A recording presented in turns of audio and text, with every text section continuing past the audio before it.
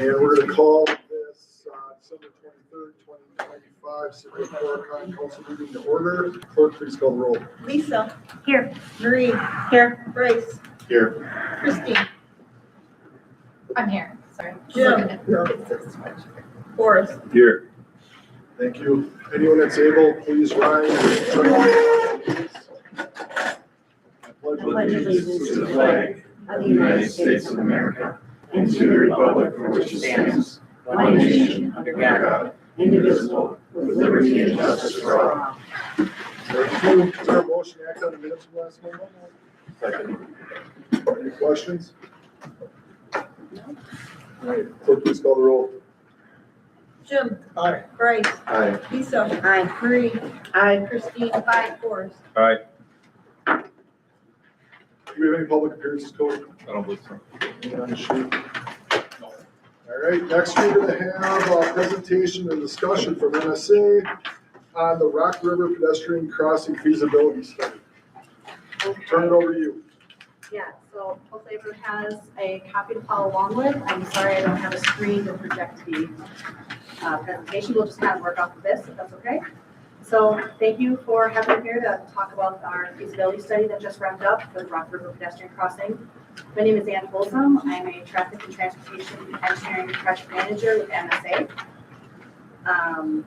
So what we're going to be going over here, just to real quick on the outline, just a brief overview of the timeline of the project, some agency coordination, look at the final alternatives that were found, briefly talk about the public meeting, cost analysis, some recommendations, funding, and next steps. They kind of go hand in hand. So the timeline, over the course of about 15-ish months, this study took place. We kicked off in the fall of 2024, did some environmental reviews, put together some preliminary alternatives, and did a structures review for different standalone bridges. And then in the spring, we narrowed down to 3 final alternatives, presented those to the public right here in this room. And then over the course of the summer, we had a bit of a lull, a stall in the project as we were waiting for the DNR to get some information from them for their feasibility study. But over the course of the summer, we also looked at the cost analysis a little bit more, and then got some information from the DNR for their dam feasibility trail, cost for the trail on there. And then now at this fall, gave you all the report, the final report, and then now the presentation. This is it for the project. So looking at the next slide, multi-agency coordination.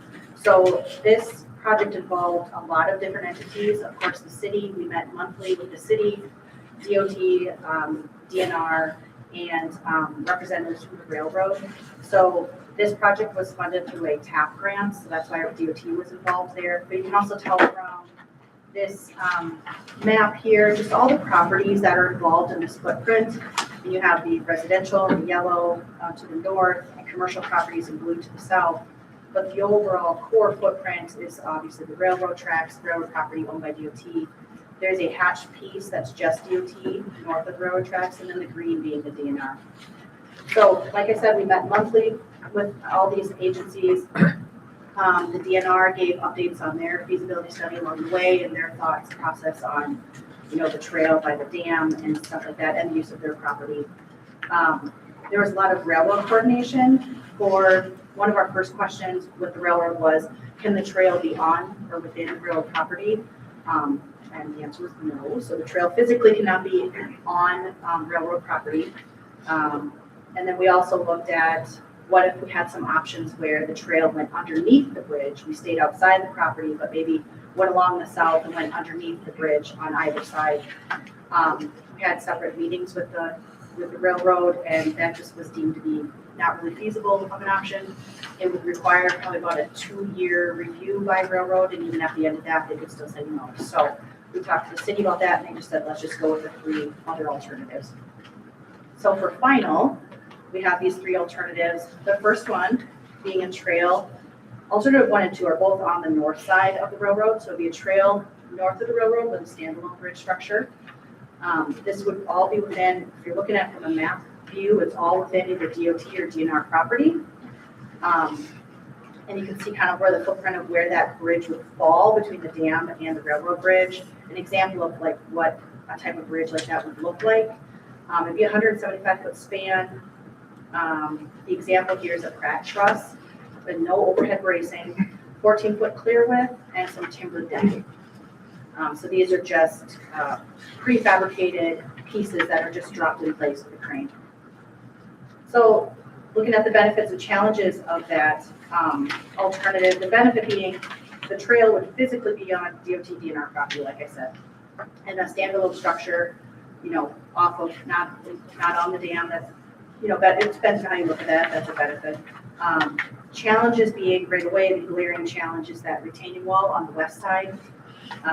This is showing it as just kind of all one height. That's just the program just kind of does that, but it would actually be more of a tapered height, maximum height reaching about 28 feet.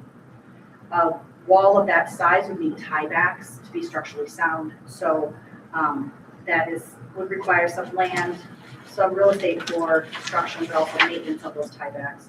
And I'll get into that in the next slide. Another challenge of this is the high voltage utility poles that are out there, the ETC lines.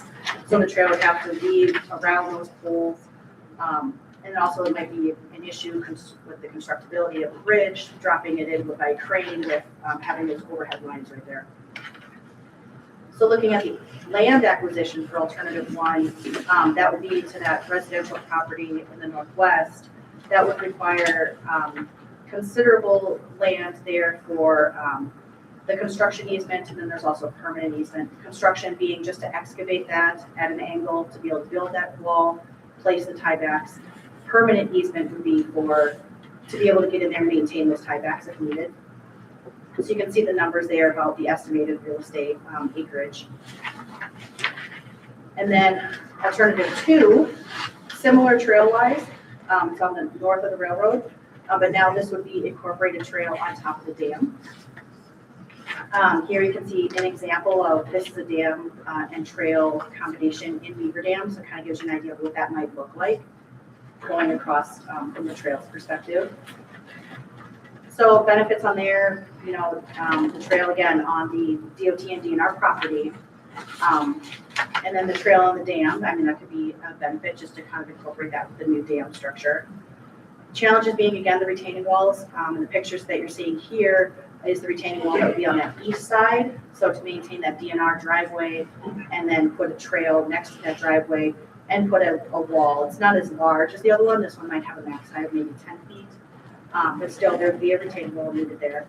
Again, with the high voltage utility poles is a challenge. And then just being tied to the construction schedule of the DNR dam, that might be an issue depending on how soon you want to get this built, or just tied to their schedule and the additional costs that are associated with them. The last alternative is looking at what if we went on the south side of the railroad and south of there with a standalone bridge structure. So this bridge structure, as you see, kind of the approximate footprint there on the left, and then an example on the right. So this would require a 192-foot span, and the example here is a 210-foot Pratt truss has overhead bracing, so it'll be completely enclosed, overhead bracing, 14-foot clear, timber decking. That would be the bridge there. Next one. The benefits being minimal grading. You wouldn't need retaining walls for that one. There's a lot more flatter of a surface going all the way across there. There would just be some minimal, I don't know if I mentioned this with the railroad coordination, but the trail can't be on their property, but minimal grading may be allowed during construction onto their property. So that would be okay. This also has minimal vertical grade changes, so it's kind of like a nice straight shot. You wouldn't have to go down a hill to get closer to the river to cross. It would just span right across the river banks. And a standalone bridge on, not within the footprint of the dam and the railroad. It's on the other side. Challenges being, of course, land acquisition. This is a trail that's on currently private commercial property on both sides. So that is the challenge. They have to be willing participants of the trail. And also an enhanced crossing at the railroad tracks. There's on South Hubbard to get back across the railroad tracks and over to the school to finish that route. So there's sidewalk over there right now, they would just have to enhance that crossing. So the easement, that next slide there, talking about the real estate, here's kind of there'd be a permanent easement for the actual physical trail. and then some temporary, just a little bit of temporary easement to construct it, to do the grading on that southern edge. And if you can tell from this picture, I'm sorry, it's kind of small here, but there's a fence that would be separating the trail all the way along.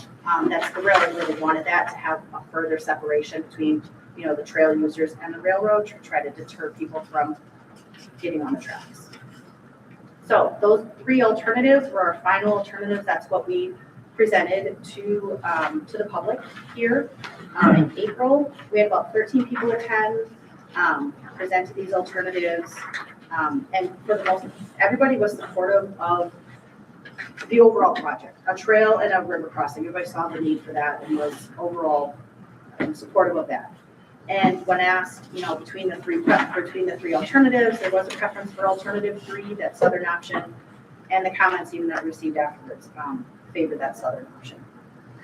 So now, the dollar values, so the cost analysis. So looking at the 3 options here, you can see it's broken out by the trail, retaining walls, the bridge. Retaining walls, especially that one on that west side, that large retaining wall, that's a significant cost. Something else that might stand out is that to put the trail on the dam was significantly more than a standalone bridge, and that was just reinforced concrete, and the way that they had put that together, it was just a significant cost there. There's a lot of other little pieces that are trying to just give you everything that would have to be accounted for design construction of something like this. And then you get to your total cost here. But what I want to draw attention to is that, I know those price tags are hard to swallow, but you would look at, this would be a very good candidate for funding, and several different sources of funding. And I'll get into that in the next couple of slides here. But, so you would be looking at more of a 20%. 20% match, because 80% would be covered. And if you're doing some quick math and those numbers don't look like they're 20% of that total, it's because that there's some costs that are not eligible for grant funding, and that's utility relocations, contingency allowances, real estate costs, and then inflation adjustments. But there is, and as I'll get into in the funding, there is funding that would help with real estate. So that's another option too.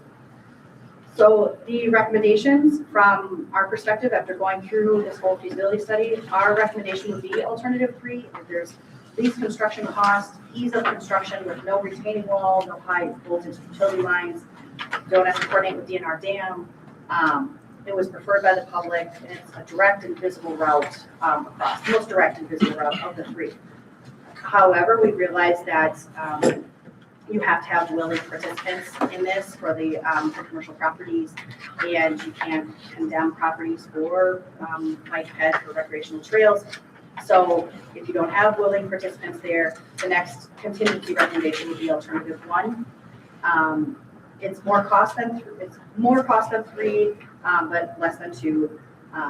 There still are some constructability considerations with retaining walls and high voltage lines, and to coordinate the footprint with the new DNR dam, but it would be less challenging of acquisition. You still need some of that property for construction on that northwest, but overall the footprint is on those parcels by DOT and DNR. So last 2 slides here. Real quick on the funding, just kind of a high overview of the funding options. The Transportation Alternatives Program, the TAP grant, would be your best bet. We do a lot of these, and this would be a very, very good candidate for that. I foresee this scoring very high on the TAP grant. And there's a lot of money there. I have a project right now that had $5 or $6 million to do a bridge in a TAP grant. So there's a lot of money in that program for a project like this. And then also the stewardship funds would be something to look at for like land acquisition. So after talking with Ben about what are the next steps, so if you look at the last slide here, the grant funding strategy. So the next steps being if you want to pursue or not. So if you do want to pursue, the funding scheme might look something like this. In early 2026, you would have to have a project champion, right? Someone who's really going to be wanting to push this project through and be a champion for this. Engage those property owners and see if they would be willing to participate in this project. You really need, if they are willing, if you have some kind of informal written statement, that would really help solidify the grant. Because they would be hesitant to award a grant if the real estate is in jeopardy. If they're not willing, then obviously you can't proceed with that funding. But let's say that they are, then it's the spring, before May 1st, you could go after that stewardship fund for the real estate acquisition. And then in the meantime, 26, 27, start to establish some local partners, maybe the school district or some local businesses, whoever might help to kind of cost share that, the municipality, that 20%. And then in the fall of 27, apply for that TAP grant. It's usually due at the end of October. And that'd be the 80-20 we were talking about. So I kind of went through that all really quickly. So sorry I didn't stop for questions in between, but if anybody has any discussion or questions. Floor is open. Any questions?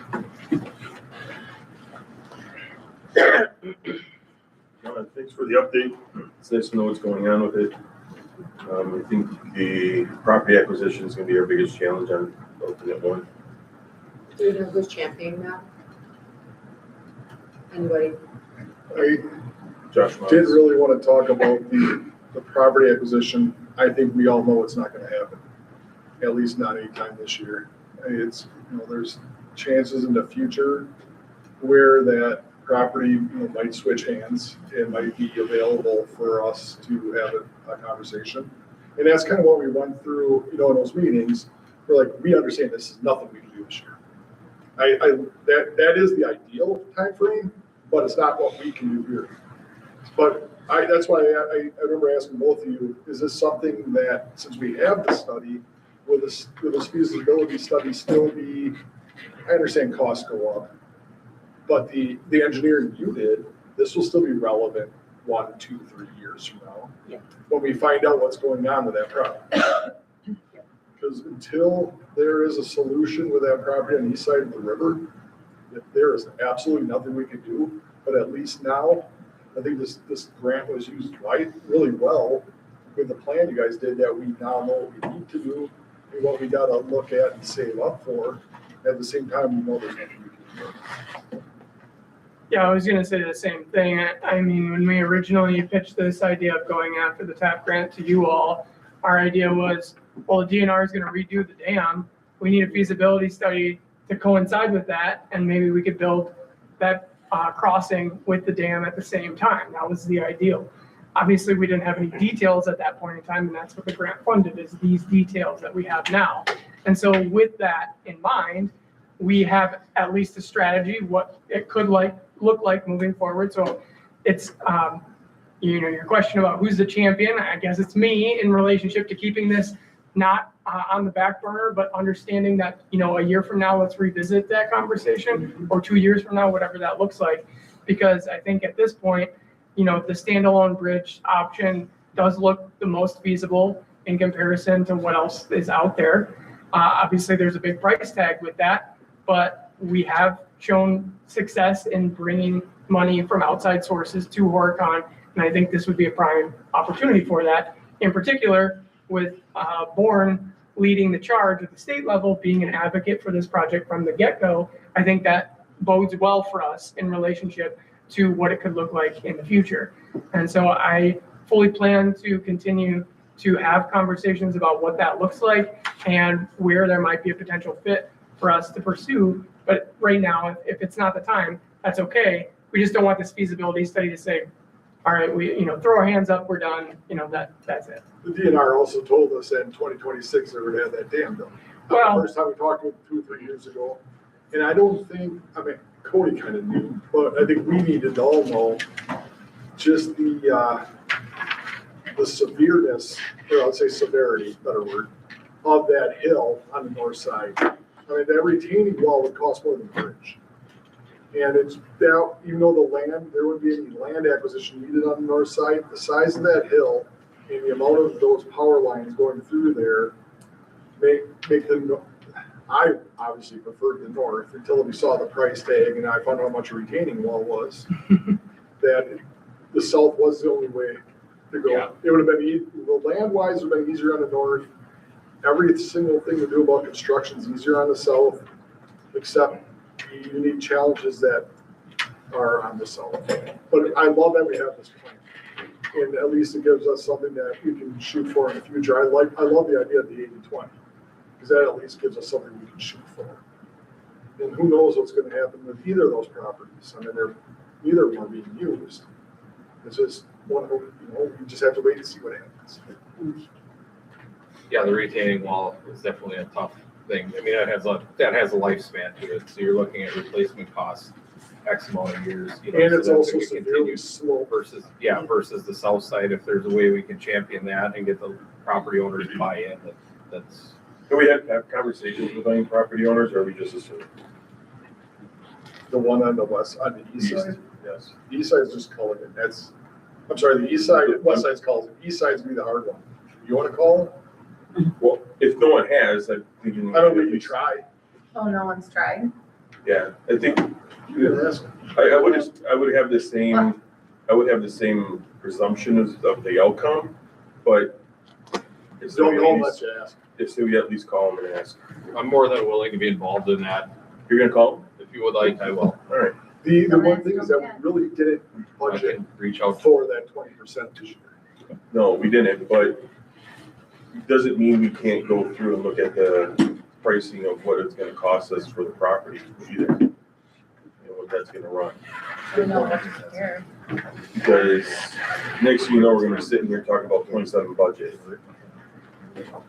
Okay, then should we just have Cody start those conversations with I them? think we need to talk to the property owners and see at least where we're gonna be at. Because even if it's, you said, I mean, you were looking at that very specific, like 0.12 and 0.17 acres. We don't need the whole property, we're just looking for that part that would fit the trail. The rest of that property, they could still retain ownership on, right? Yeah, it's just the trail you Yeah. would want to have a permanent acquisition and then a little piece of construction for grading or whatever. But really, whatever your setbacks are from like a trail to that property line, whatever you would want, going across there That's cool. as far as ownership. All right, we'll have Cody I'll reach talk to out. both entities and see, I'll report back. Where's next door? Wouldn't worry about it until January, but. Yeah, I'll wait till. Right? Yeah, the next door neighbor doesn't hear. We name it after our neighbor that we're going to. Yeah, right. All right, do we have any other questions?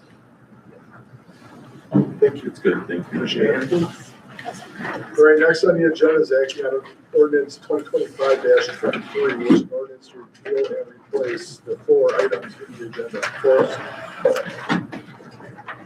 Give me a minute.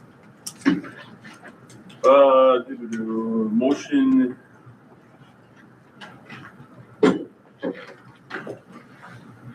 Well, it's a motion to approve the ordinance 2025-23. second. Any discussion?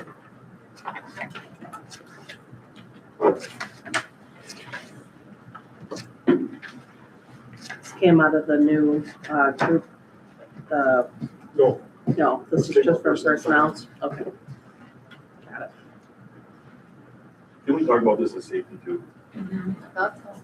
Well, Some of not it. recently, or, yes. Unless you're hearing none. Clerk, please call the roll. Forrest, Aye. Jim, Aye. Christine. Aye. Bryce, Aye. Marie, Aye. Lisa. Aye. All right, next we're going to committee reports. Start with P&F first. Personal finance, we met 6 o'clock, December 17th, all members present. Public appearances, we had Pat Bowman had some inquiries about items that were on the agenda already. We approved our minutes for October.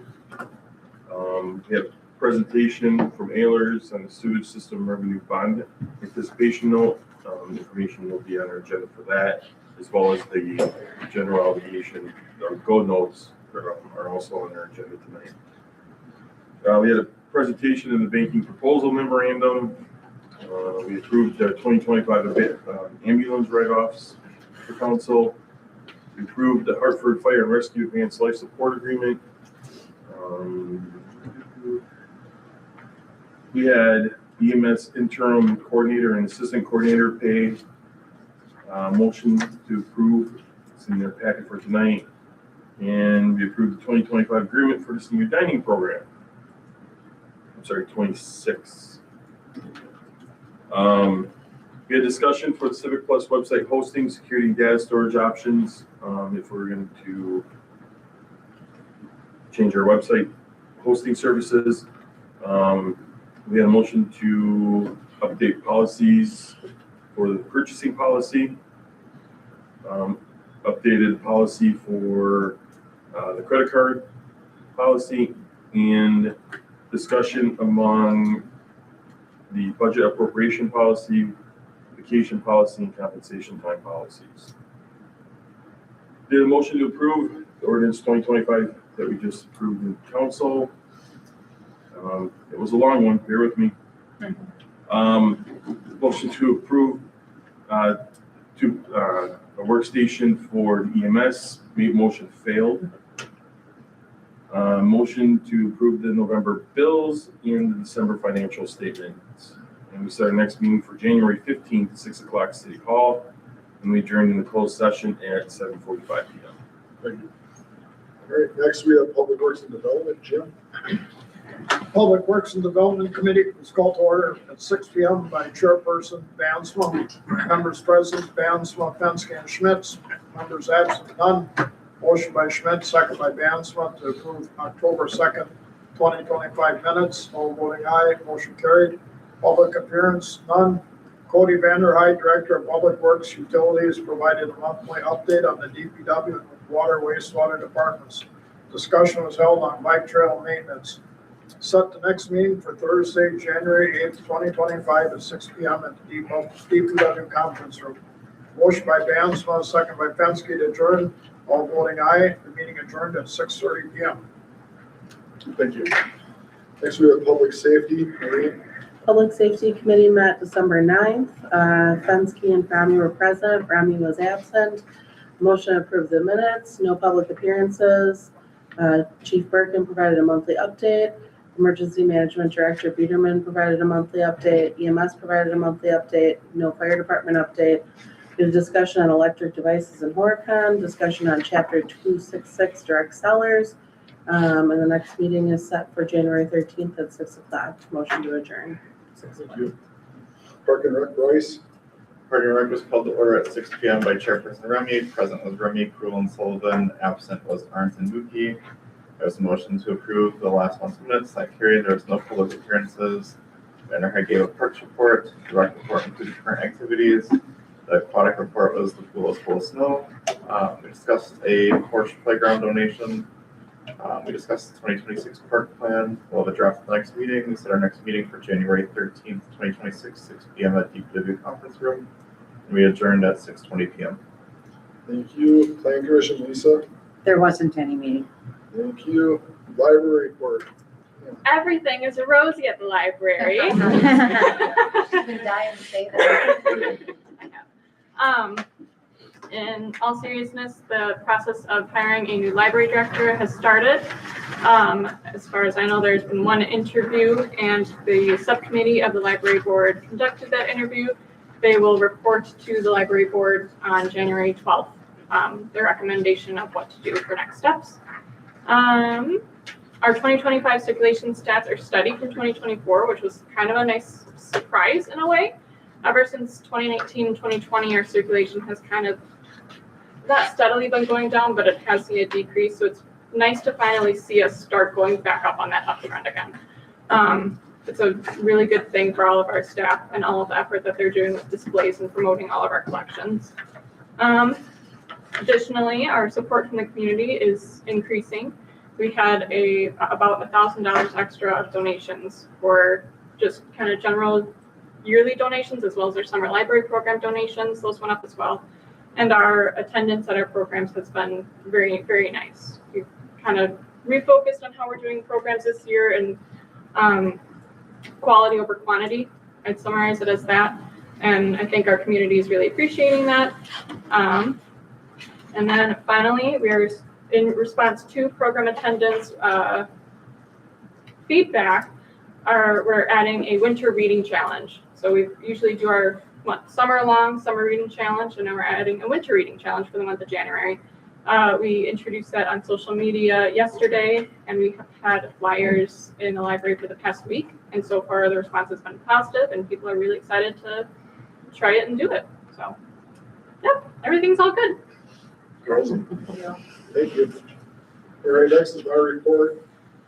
I want to thank the Horicon High School Choir for coming to City Hall to sing carols this afternoon. Aw, I think, was it pretty cool? it was really nice. I took video of it. Excellent. So it met a lot of our staff. Thank you, Horicon High School Choir. And then as the last mayor's report for the year, I think we all know that 2025 was pretty crazy for our city. We had tornadoes, fires, personnel changes, a bunch of new processes that everyone's trying to pound through in the last 7 months. But yet here we are, we're doing pretty damn good. So thank you to everyone that made it happen. It's really appreciated.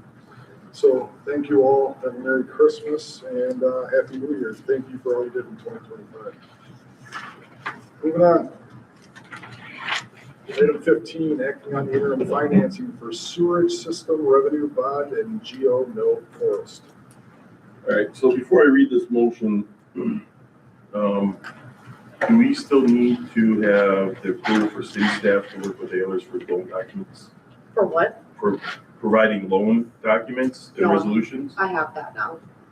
So like I have all the loan documents. So I don't need that part of the motion? I don't believe so, no. All right, then I'm ready. So the motion is to recommend the council to award the 2025A Go Notes. Sorry. Motions to award the 2025A Go Notes to Horicon Bank and 2025B Sewage System Revenue Bond Anticipation Note to Bank of Alma. That's it. Second. Any questions for Doris or Jim? Chrissy? This is pretty much gonna manage the funding for Cody's project. Wastewater treatment plant. The Cody plan? Yep. We'll do a draw right away of 1.6 to pay that general fund, and then the rest is used for needed funds as we start construction or any engineering fees that we have coming in. And then the the Go Note proceed, that is for capital improvement projects that we had completed this year. So this is to close up, button up our 2025 year. So they're already done, we just keep the financing for it. Great. Any other questions? All right, if not, please go ahead. Forrest, Aye. Jim, Aye. Christine. Aye. Lisa. Aye. Marie. Aye. Bryce. Aye. Next, we're to be acting on the writing off of ambulance invoices and corresponding interests. Forrest. This is the motion to write off for 2025 council ambulance write-offs. Second. Any questions? In the amount of.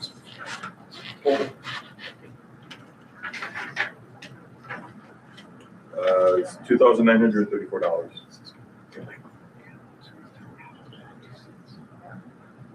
$0.82.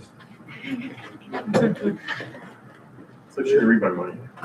Any other comments or questions? If not, please call the roll. Forrest. Aye. Bryce. Aye. Marie. Aye. Lisa. Aye. Jim. Aye. Christine. Aye. Next, we're acting on the fire and rescue advanced life support agreement. Forrest.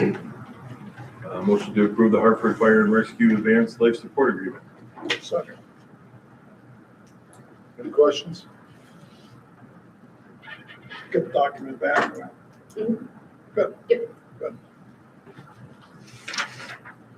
Great. That, please call the roll. Forrest. Aye. Jim. Aye. Christine. Aye. Bryce. Aye. Marie. Aye. Lisa. Aye. All right, next, we're acting on EMS interim coordinator and assistant coordinator pay. Forrest. So motion to approve the EMS interim coordinator and assistant coordinator pay as outlined in your packet for the month of November. Second. Any questions or comments? If not, clerk, please call the roll. Forrest. Aye. Jim. Aye. Christine. Aye. Lisa. Aye. Marie. Aye. Bryce. Aye. Next, next, we're acting on the 2025 agreement for the senior dining program with Dodge County Services and Health Department. Forrest? Motion to approve the 2026 agreement for senior dining program in Dodge County Services and Health Department. Second. That The was same as last year, I assume. Yeah, nothing's changed. Any other questions? Glad to have somebody do it. Indeed, It's important. it is important. All right, clerk, please call the roll. Forrest, Aye. Bryce, Aye. Lisa, Aye. Marie, Aye. Christine. Aye. Jim. Aye.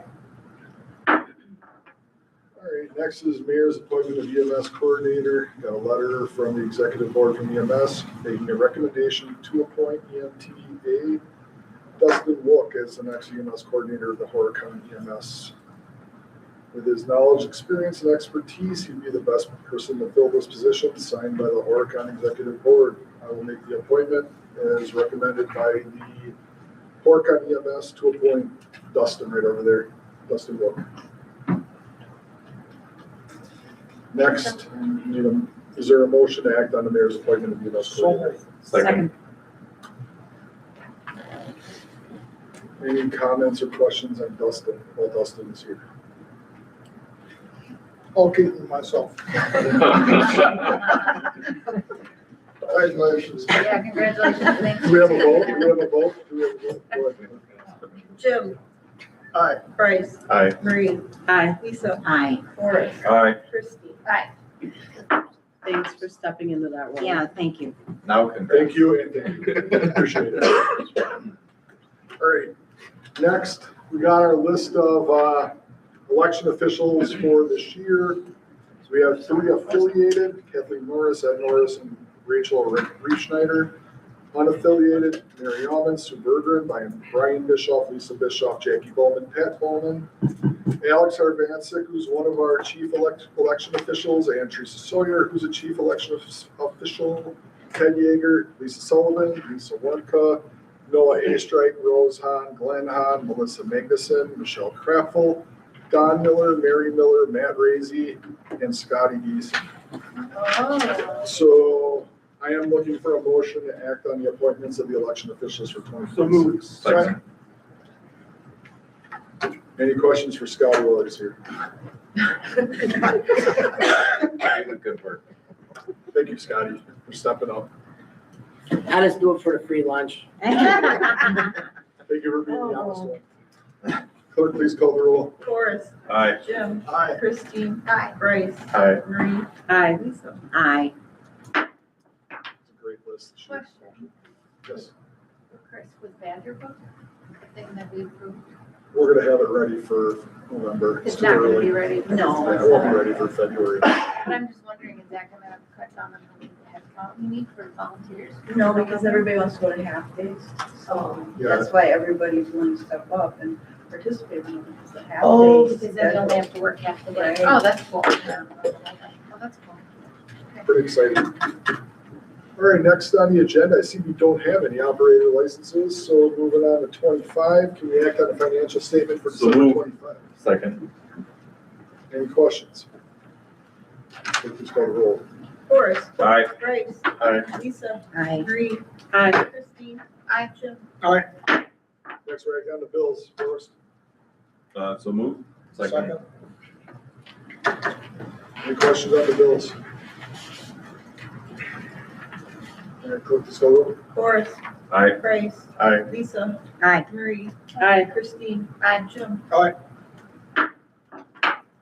Next on the agenda is next meeting date. Is it gonna be our normal? January 27th, is the fourth Tuesday. Making that motion? So Just to moved. have normal? Second.